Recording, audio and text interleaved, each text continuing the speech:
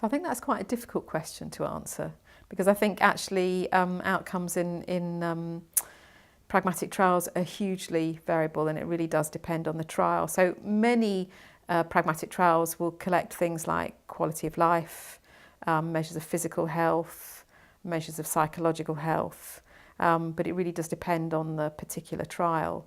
So one of the key things, I think, is to identify what the primary outcome should be in these trials. So, for example, a recent trial in the BMJ, the DREAMS trial, this trial was set up to try and see whether a particular drug would prevent post-operative vomiting.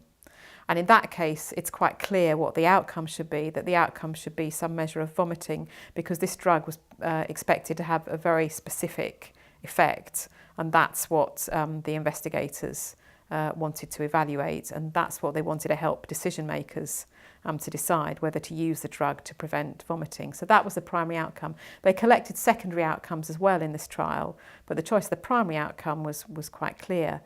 By contrast, there are other trials where the establishment of what the primary outcome should be is much more difficult. So, for example, in the COPAS trial was designed to evaluate a self-management program for chronic pain.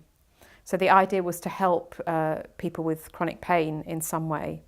The self-management program itself was designed to improve people's confidence to manage their own pain.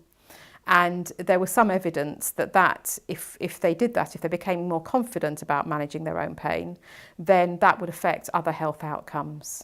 So a number of other health outcomes were collected in this trial, but the investigators decided that the primary outcome should be pain-related disability, which seems quite sensible.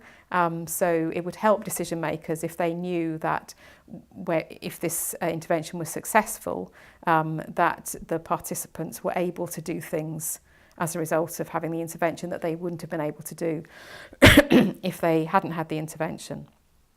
So that was the primary outcome. However, when the results of the trial came out, that outcome was not statistically significant. So it was a negative trial. But a couple of other outcomes, depression in particular and social integration at 12 months, were statistically significant. And so the question then was, well, should we really have had these as our primary outcome rather than pain-related disability? And I think that's an open question, not only for that trial, but for some other trials where the choice of the primary outcome is not that straightforward. So I think that's really important in these trials. And another aspect of these trials is that very often people collect an awful lot of data and an awful lot of outcomes, many of them secondary outcomes. What that does is a number of things. One is it means that there's often quite a heavy data collection burden on these participants, which can affect the rate of completion of some of the outcome measures. But in addition, it makes the trial a bit less pragmatic than it would be if it was right at the pragmatic end. If you're asking people to complete a lot of questionnaires, that's not what happens in real life.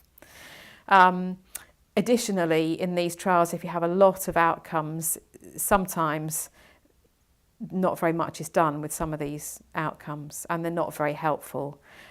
So I would say be very careful about choosing your outcomes, and be very careful about choosing your primary outcome.